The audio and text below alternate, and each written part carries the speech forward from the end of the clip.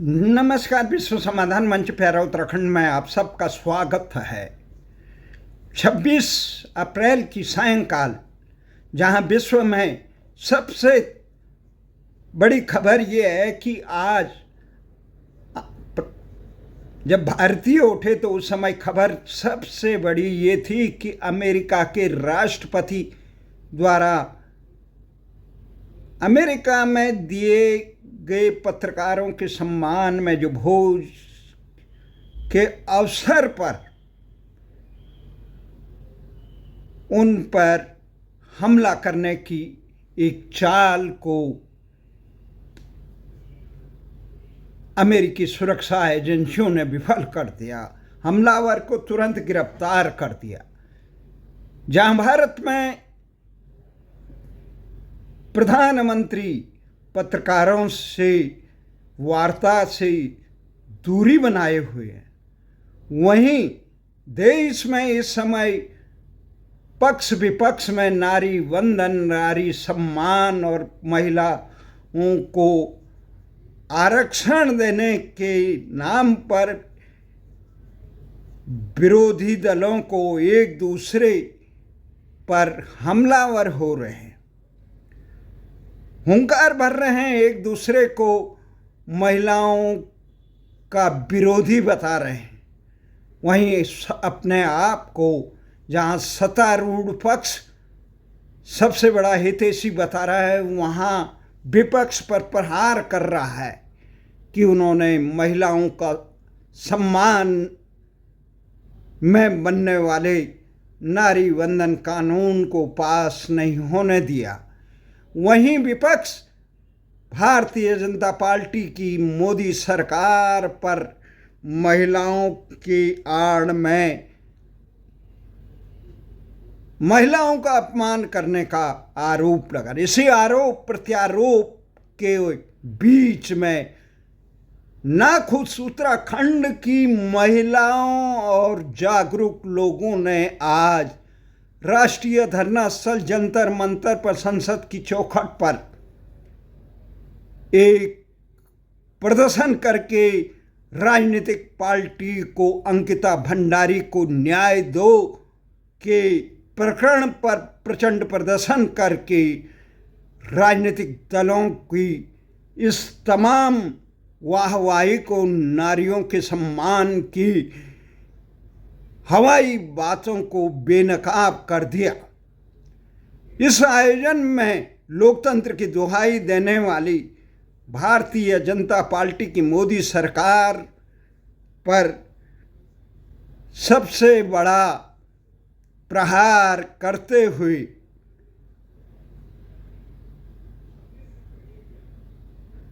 इस रैली में सम्मिलित होने आ रहे और सह आयोजक बने उत्तराखंड कांग्रेस के वरिष्ठ उपाध्यक्ष धीरेन्द्र प्रताप, जो आंदोलनकारी कल्याण परिषद के भी अध्यक्ष रहे, उनको पुलिस ने इस रैली में सम्मिलित न होने देने के लिए 4 घंटे तक थाने में, संसद मार्ग थाने में बिठाए रखा। जब रैली समापन हुई उसके बाद उनको रिहा किया गया। वो भी बड़ी संख्या में आंदोलनकारी धीरेन्द्र प्रताप को रिहा करने की मांग को लेकर संसद मार्ग थाने पे गए, उन्हें अंदर नहीं जाने दिया गया। उसके बाद जब रैली समापन हुई तो उसके बाद धीरेन्द्र प्रताप को रिहा कर गया और वो संसद के समीप उत्तराखंड भारतीय प्रेस क्लब ऑफ इंडिया में गए और वहाँ उन्होंने लोकतंत्र के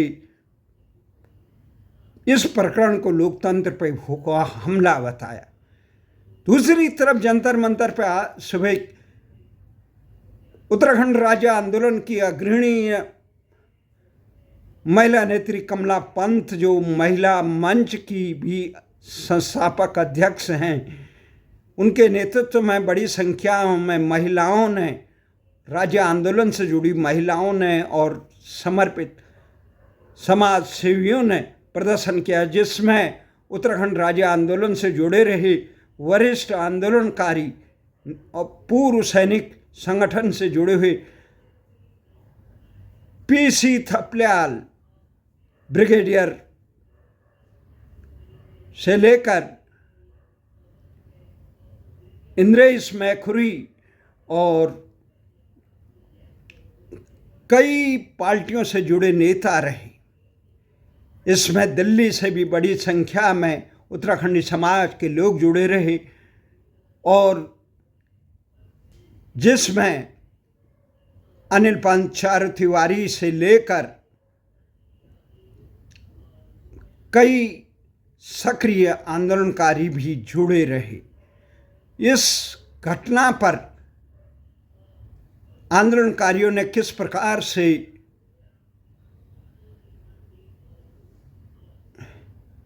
राजनीतिक पार्टियों को जो महिलाओं का हितैषी होने के दावे कर रहे हैं, एक दूसरे पर आरोप लगा रहे हैं, उनको बेनकाब किया। इसमें बड़ी संख्या में उत्तराखंड राज्य के लिए समर्पित ताकतों ने भी भाग लिया। प्रस्तुत है इस का आयोजन में सम्मिलित प्रमुख वक्ताओं के भाषणों के कुछ अंश।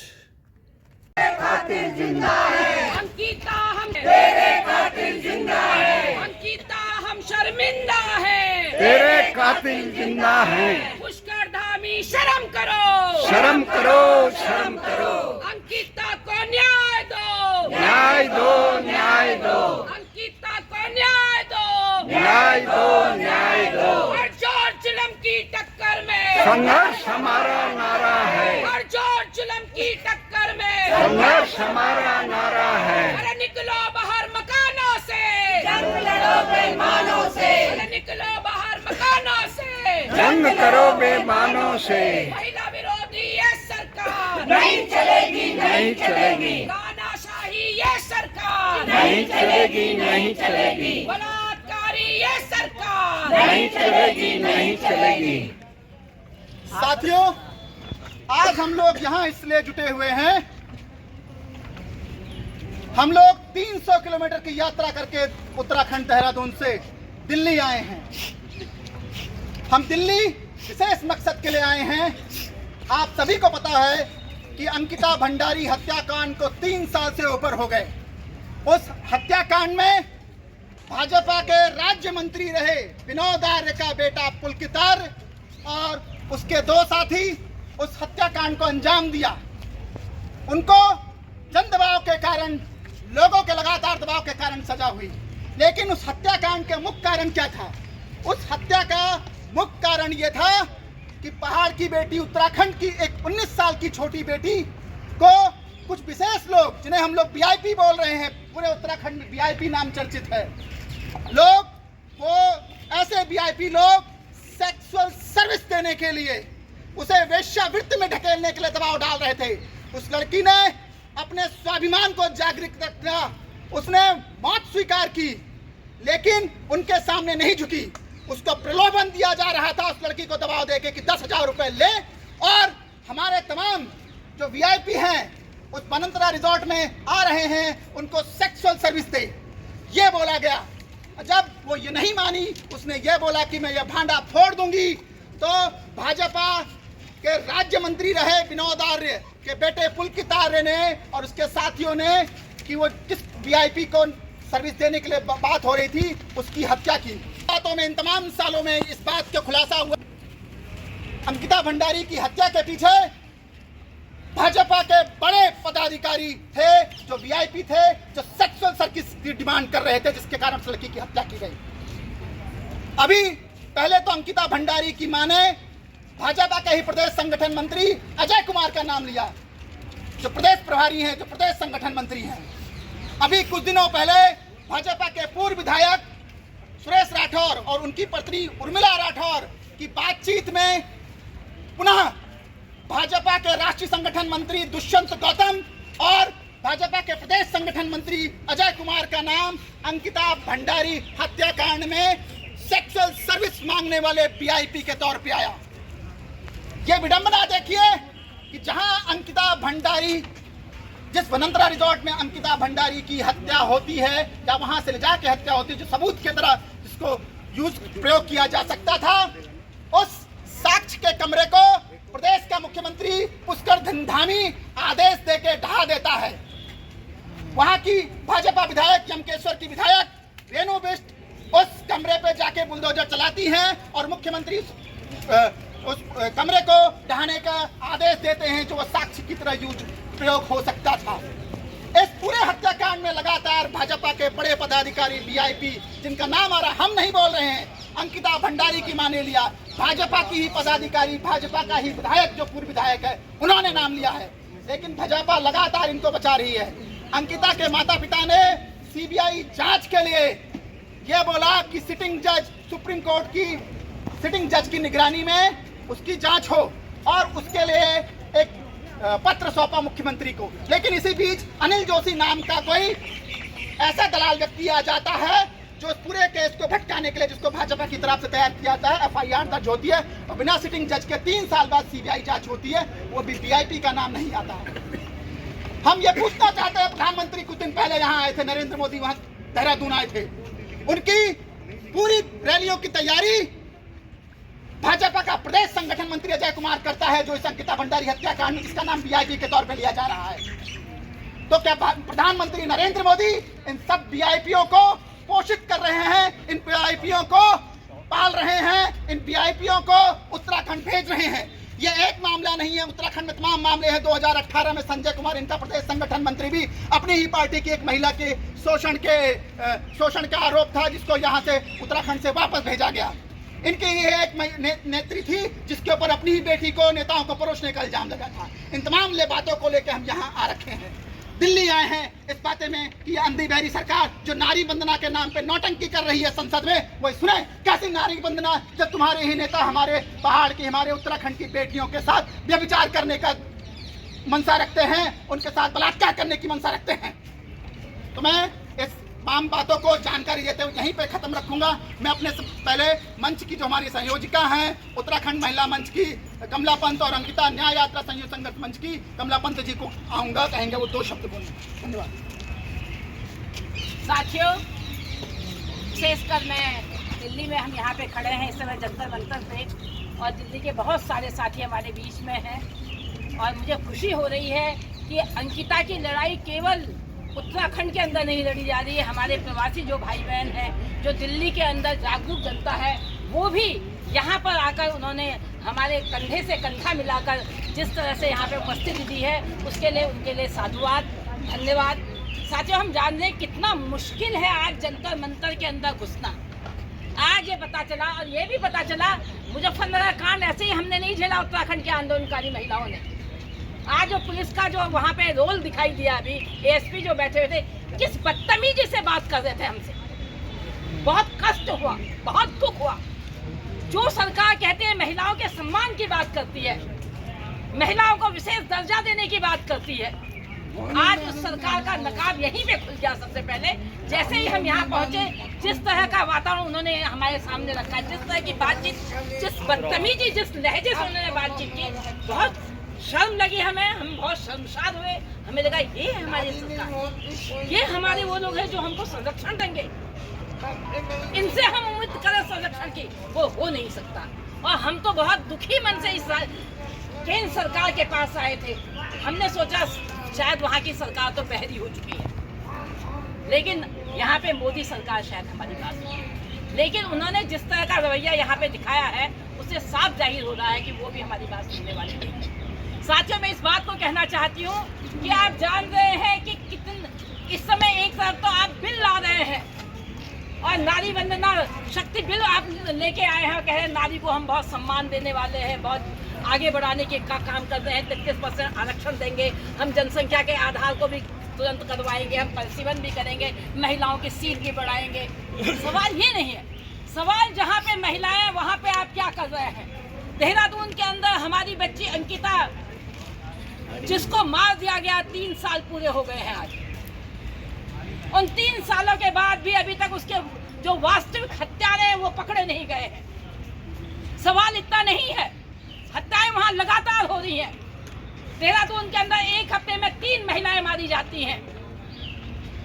महिला हिंसा में कोई कमी नहीं है, लेकिन अंकिता की जब हम बात करते हैं तो अंकिता की बात हम इसलिए स्पेशल तरीके से करते हैं क्योंकि ये सरकार जो पूरी तरह है वो अपने ही उन लोगों को जो वीआईपी के नाम पे वहाँ पे नामित किए जा रहे हैं, जिन पे पूरी तरह से शंका जाहिर की जा रही है, ऐसे तमाम लोगों को संरक्षण दे रही है। इसलिए हम अंकिता की बात करना चाहते हैं। वो स्पेशल सर्विस मांगने वाला कौन व्यक्ति था? इन्हीं का नुमाइंदा था। और सवाल ये भी है कि पर्यटन के नाम पर, विकास के नाम पर उत्तराखंड के अंदर जो आप रिजॉर्ट कर चला रहे हैं, सबसे ज्यादा पीड़ा महिलाओं को वो दे रहा है। आप उसको थाईलैंड बनाना चाहते हैं, महिलाओं को आप देह व्यापार में घसीटना चाहते हैं, पैसे के नाम पर, सर्विस के नाम पर कैसी सर्विस आप दिलाना चाहते हैं। और आपको पता होना चाहिए उत्तराखंड के अंदर शराब और ड्रग्स की नदियां बह रही हैं इस समय। जितने भी अपराध हो रहे हैं, जितनी भी महिला हिंसा हो रही है, जितनी भी दुर्घटनाएं हो रही हैं, उसके पीछे पूरी तरह से ड्रग्स और शराब है। आप देखते होंगे देहरादून के अंदर पर्यटन नगरियों में होने को तो कहते हैं तीर्थ स्थल है। मैं किस नाम का तीर्थ स्थल है? कैसा कल्चर आप लाना चाहते हैं? आपने पहाड़ के जितने संसाधन है, जंगल, पानी, जमीन सब बेच दिया। आज आदमी मजबूर है पहाड़ों को छोड़ने के लिए। पहाड़ हमारे आपने नंगे कर दिए हैं। 4 लेन लाके किसके लिए बनाई जा रही है वो 4 लेन? जब वहाँ इंसान नहीं रहेगा, आदमी नाम की चीज नहीं रहेगी। हमारे गांव खाली हो गए, लेकिन सरकारों के कानों में चू नहीं रही। सिर्फ अंकिता का सवाल नहीं है। अंकिता की तरह जिस तरह से हत्या करवाई जा रही है, महिलाओं को इस शोषण के दलदल में धकेला जा रहा है, स्पेशल सर्विस मांगी जा रही है, जगह जगह रिजॉर्ट खोलकर आप वहां पे धंधा चलाने की कोशिश कर रहे हैं, हम उसका विरोध कर रहे हैं। हम नहीं चाहते कल कोई दूसरी अंकिता उत्तराखंड के अंदर पैदा हो। नौकरी के नाम पर, सर्विस के नाम पर उसको धकेला जाए स्पेशल सर्विस में। इसलिए साथियों, आज हम दिल्ली के अंदर आए हैं। हम आप सब से उम्मीद रखते हैं कि इस संघर्ष को जहां हम दिल्ली के अंदर लेके आए हैं, आप इसको आगे बढ़ाएंगे, इसको मजबूत करेंगे। हमारे साथ कंधे से कंधा मिला के आपका साथ हमारे साथ रहेगा। मुझे बहुत खुशी हो रही है, जितने हम हैं उनसे दुगने आप लोग यहाँ पे आए, और बहुत शॉर्ट नोटिस में, सिर्फ 2 दिन के कार्यक्रम में। मैंने चारू से यहाँ पे कहा, मैंने पंजी है उनको तो मैंने कल ही आप फोन किया, और देव सिंह जी हैं उनको किया। तो इतने में ही इतने लोग अगर यहाँ पे आ रहे हैं, हमारे CPI ML के साथी यहाँ पे आए हैं, हमारी बहन जो कांग्रेस की वहाँ पे सबसे प्रमुख प्रवक्ता हैं, वो हमारे बीच में इस समय हैं, गरिमा दशोनी जी, वो हमारे बीच में हैं। तो मुझे बहुत खुशी हुई कि लोग हमारे बीच में आए हैं। तो इसलिए मुझे लगता है ये आंदोलन पीछे हटने वाला नहीं है। ये आंदोलन सरकार को भी बदलने की जरूरत पड़ेगी तो हम उसको भी बदलेंगे इस समय, क्योंकि सरकार जो है वो जिस तरह से उत्तराखंड को बर्बाद करने में लगी हुई है, उस सरकार को हम उत्तराखंड की धरती में बर्दाश्त करने वाली किसी भी कीमत पे नहीं। महिलाओं के सम्मान पे हम उनको किसी तरह से भी स्वीकार नहीं करेंगे, ये हम बात करना चाहते हैं। अगर हम यहाँ से संदेश देना चाहते हैं मोदी सरकार को बहुत स्पष्ट तरीके से, आप अगर गट्टू और बट्टू, दुष्यंत गौतम और अजय कुमार को तत्काल गिरफ्तार करके उनकी जांच नहीं करते हैं। हमारी मांगे क्या है? एक मांग तो पहली मांग हमारी यही है। दूसरी हमारी कि CBI की जो जांच है वो सिटिंग जज जो सुप्रीम कोर्ट के हैं उनके की निगरानी में होनी चाहिए। तो ये 2 मांग, और तीसरी मांग हमारी है जो आपने CBI की जांच की है। अनिल कुमार कौन है? कौन है वो अनिल कुमार? कोई जानता है अनिल कुमार को? आपने उनके माँ पिता की एप्लीकेशन पे CBI की जांच न करा के अनिल कुमार जो पता नहीं कहाँ से फन्ने खा बन के वहाँ पे आ गए, उसके नाम पे आपने CBI की जांच की। इसलिए 3 मुद्दे हमारे हैं कि जो CBI की जांच हो उनके माँ पिता की एप्लीकेशन पे हो। साथियों, इतना ही मैं कहूँगी कि समय कम है, बहुत सारे लोग और भी हैं हमारे बीच में। हमारे साथ उत्तराखंड के गढ़वाल सभा के अध्यक्ष जो हैं आदरणीय सुमना जी भी हैं, हमारे साथ किसी कल्याण जी भी हैं, हमारे साथ इंद्रेश भाई हैं। मैं इंद्रेश भाई को आऊँगा यहाँ पे वो तमाम उन मुद्दों को रखते हैं। अंकिता भंडारी हत्याकांड में महिला के जो पक्ष हैं उन तमाम पक्षों के बारे में आपसे मैं निवेदन करूंगी अंकिता के बैनर के पास हम लोग चले, बैकग्राउंड थोड़ा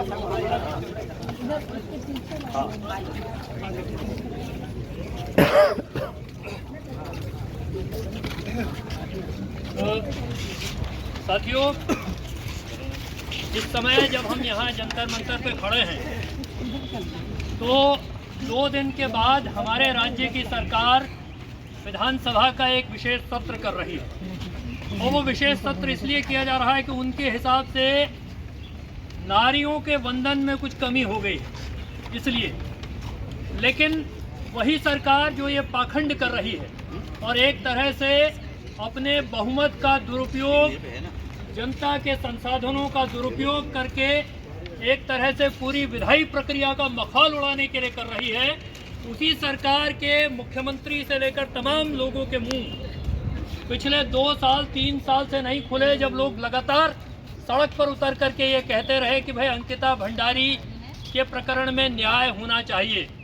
और न्याय का ये सवाल 2025 में जब 3 लोगों को अदालत ने आजीवन कारावास की सज़ा सुना दी, उसके बाद भी न्याय का सवाल बरकरार है।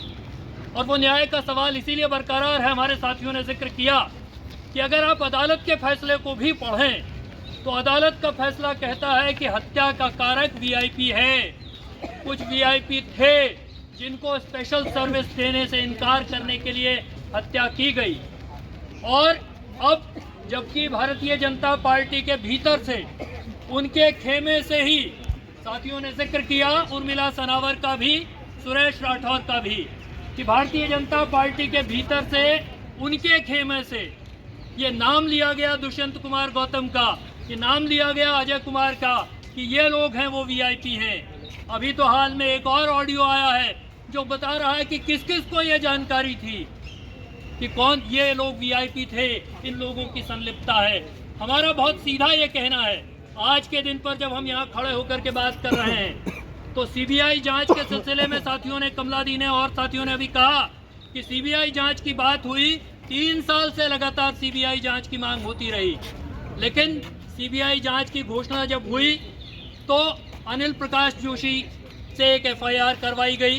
पहली बात यह कि अनिल प्रकाश जोशी का उस पूरे मामले में कानूनी भाषा में जिसको कहते हैं कि लोकस स्टैंडाई, यानी कि उनकी कोई हैसियत नहीं थी कि वो शिकायतकर्ता होते। वो न माता पिता है, न परिजन है, न रिश्तेदार है, न उस परिवार से उनका कोई लेना देना है। और आज की तारीख तक भी, जनवरी के महीने में उनकी तरफ से एफआईआर दर्ज हुई है, आज की तारीख तक वो अंकिता भंडारी के माता पिता से मिले भी नहीं हैं। ये एक हकीकत है। लेकिन सीबीआई जांच की घोषणा हो गई। 2 फरवरी को सीबीआई ने केस अपने हाथ में लिया और 2 फरवरी से 2 मार्च भी बीत गया, 2 अप्रैल भी बीत गया, 2 मई आने वाला है। लेकिन सिवाय उस कागज के कि सीबीआई ने केस अपने हाथ में लिया, इसके अलावा कोई जानकारी आज के दिन तक उस सीबीआई जांच की नहीं है। तो जाहिर सी बात है कि सीबीआई जांच इस बात के लिए हुई कि लोगों की आंखों में धूल झोंका जा सके, उसकी घोषणा सिर्फ इस बात के लिए हुई। उसके बाद अमित शाह देहरादून, हरिद्वार जा चुके, रैली कर चुके। उसके बाद प्रधानमंत्री 2 बार देहरादून जा चुके, उत्तराखंड जा चुके। लेकिन बाकी सारी दुनिया के सवालों पर वो बोलते हैं, अंकिता भंडारी के न्याय के सवाल पर नहीं बोलते हैं। हम तो पहली बात सिर्फ इतना कहना चाहते हैं कि अगर दुष्यंत कुमार गौतम और अजय कुमार का नाम लिया गया है तो भारतीय जनता पार्टी को इतना ज़रूर करना चाहिए कि उनको अपने पार्टी के पदों से हटाएं, उनसे कहें कि जांच का सामना करें। नैतिकता का तकाजा तो यही है, लेकिन नैतिकता जैसा शब्द लगता है कि भाजपा की डिक्शनरी में है नहीं, इसलिए उनको इस बात से फर्क नहीं पड़ रहा है। लेकिन हम इस बात को भी आपसे कहना चाहते हैं, मैं आपसे बस थोड़ी सी बात और कहना चाहता हूँ, वो ये है कि आज के दिन पर एनसीआरबी की रिपोर्ट है, जो लेटेस्ट रिपोर्ट, वो कह रही है कि हिमालयी राज्यों में महिला अपराधों में उत्तराखंड पहले नंबर पर आ गया है।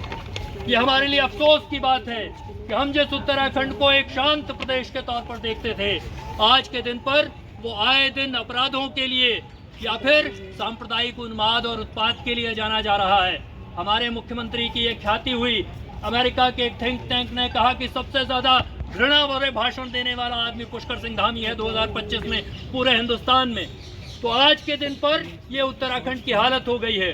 और मैं आपसे कहना चाहता हूं कि जब बेटियों, बच्चियों, महिलाओं की सुरक्षा का सवाल है, तो उसी 2022 में 1 सितंबर 2022 को अल्मोड़ा जिले में जगदीश चंद्र की बर्बर तरीके से हत्या हुई। क्यों? क्योंकि उसने एक सवर्ण लड़की से दलित होते हुए अंतरजातीय विवाह किया और उस बात की तो चर्चा भी नहीं हुई।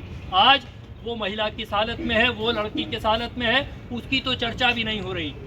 महिलाओं से, बच्चियों से बलात्कार के नित नए मामले, नित नए किस्से लगातार सामने आते हैं और सरकार मुंह में दही जमाए हुए बैठी रहती है, या एक तरह से अपराधियों को उनका संरक्षण है, अपराधी उनके संरक्षण में फलते फूलते हैं। इसलिए ये जो संघर्ष है, ये अंकिता भंडारी का संघर्ष इस बात के लिए भी है कि भाई पढ़ लिख करके नौजवान बेटे बेटियां, नौजवान बच्चे बच्चियां बाहर जाएंगे तो उनके साथ क्या होगा।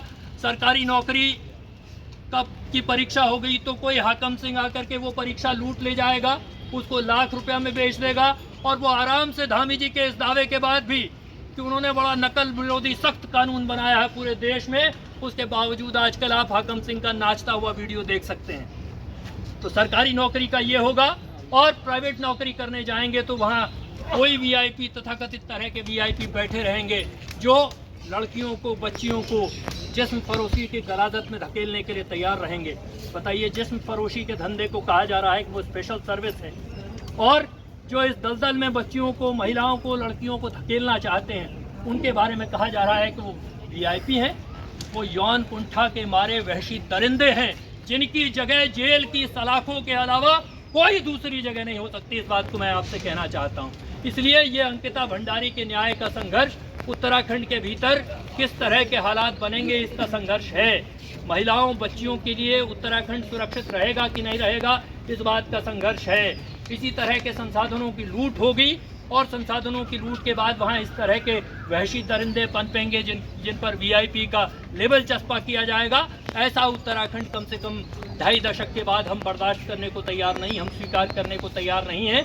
और इसीलिए 3 साल के बाद भी न्याय के लिए संघर्ष लगातार जारी है, न्याय के लिए लड़ाई लगातार जारी है।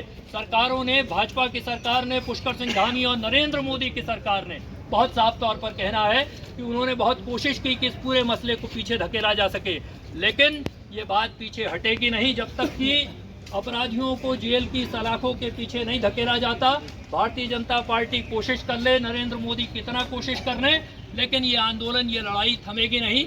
ये तो चलेगी जब तक कि अपराधी जेल की सलाखों के पीछे, कानून के कटघरे में नहीं खड़े किए जाते। हम सब लोग मिल करके इस लड़ाई को आगे बढ़ाएंगे, इस लड़ाई को जिंदा रखेंगे। इस उम्मीद के साथ आप सभी का बहुत बहुत धन्यवाद। इनकलाब जिंदाबाद। धन्यवाद साथियों। में हमारे साथ हमारे दिल्ली में पत्रकार चारू तिवारी जी हैं, मैं उनको आके कहूँगा जहाँ पे कुछ शब्द बोलें। और आप लोग तमाम मीडिया साथियों की लड़ाई में अग्रणी भूमिका निभाती हैं निर्मला मिश्र दीदी, चारू तिवारी भाई, इंद्रेश मैखुरी जी जो बड़े भाई समान हैं, पीसी तिवारी जी, मैं पीसी ककड़ियाल जी, सॉरी, हेलो, हाँ हेलो, सीनियर हमारी मातृशक्ति आई, हेलो, मैं सबके चरणों में यहाँ पर नमन। हेलो, आज आप सबको पता है कि अंकिता भंडारी के न्याय 10 तारीख बुलाया गया। आजीवन कार्यवास होता है पुलकित आर्या को, जो भाजपा के राज्य मंत्री, पूर्व राज्य मंत्री विनोद आर्या का बेटा है पुलकित आर्या को, भास्कर को और अंकित गुप्ता को। लेकिन मुख्य आरोपी के तौर पर पुलकित आर्या को दिखाया जा रहा है। वीआईपी का आज तक पता नहीं चला। 18 से गायब हुई बच्ची 24 तारीख को उसकी लाश शीला बैराज से मिलती है। 6 दिन बाद मुख्यमंत्री सुबह 9 बजे ट्वीट करते हैं कि बुलडोजर चला दिया गया वनंतरा रिजॉर्ट पर। ये अनहोनी कभी किसी ने नहीं सुनी होगी कि जो क्राइम स्पॉट है, जहां बच्ची की हत्या की गई है, उसको बुलडोजर से ढहा दिया जाए, उसके बिस्तर को स्विमिंग पूल में डाल दिया जाए ताकि फोरेंसिक जांच में कुछ ना निकले। 17 दिन के अंतराल में 2 बार आगजनी उस वनंतरा रिजॉर्ट में हो जाए। तो इसमें उपस्थित थी रेणु बिष्ट, जो वहां की लोकल भाजपा की विधायक है। वो बुलडोजर चलाते वक्त रात के 1 बजे वहां उपस्थित थी, हम सब ने देखा। आज हम आंखों देखी मक्खी कैसे निगल लें। इतने सारे लूप होल्स हैं इस अंकिता भंडारी हत्याकांड में। बाकी लूप होल्स इंद्रेश भाई ने, कमला दीदी ने गिनाए आपको कि कैसे एक अनिल जोशी नाम के पद्मश्री जी ने FIR करी और उसको आधार बना लिया गया CBI जांच का। लेना एक ना देना दो। कभी अनिल जोशी को हमने खड़े नहीं देखा अंकिता भंडारी के लिए पिछले 3 साल में। तो आज मैं सिर्फ इतना कहकर अपनी वाणी को विराम दूंगी कि हम अगर अपनी बहन बेटियों के लिए, उनकी अस्मिता के लिए, उनकी रक्षा के लिए खड़े नहीं उठ सकते, अगर हम सरकार के विरोध नहीं कर सकते, अगर उनके हम जिस तरह के कृत्य हैं उन पर पर्दा डालने का काम करते हैं, तो आने वाली पीढ़ियां निश्चित रूप से हमको एक नपुंसक समाज के रूप में जानेंगी। हमसे सवाल करेंगी, जिस वक्त अंकिता की लड़ाई लड़ी जा रही थी आप कहाँ थे, आपकी भूमिका कहाँ थी। तो इसमें अभियुक्त केवल पुलकित आर्या भास्कर या फिर अंकित गुप्ता नहीं है, इसमें अभियुक्त रेणु बिष्ट भी है, इसमें अभियुक्त बुलडोजर का आदेश देने वाला भी है, और मुख्यमंत्री जी का वो ट्वीट तो पब्लिक डोमेन में है कि मैंने कार्रवाई करते हुए रिजॉर्ट ढा दिया। आज उत्तराखंड थाईलैंड और बैंकॉक बनने की बिल्कुल कगार पर है। हम उससे दूर नहीं है, एक कदम दूर होंगे तो होंगे। जगह जगह रिजॉर्ट कल्चर फल फूल रहा है, जगह जगह हमारी बच्चियों को हवस का शिकार बनाया जा रहा है, लेकिन कोई सुनवाई नहीं है। मैं सलाम करती हूँ जिन लोगों की, आयोजकों की, जिन्होंने ये एक ब्रेन चाइल्ड जिनका था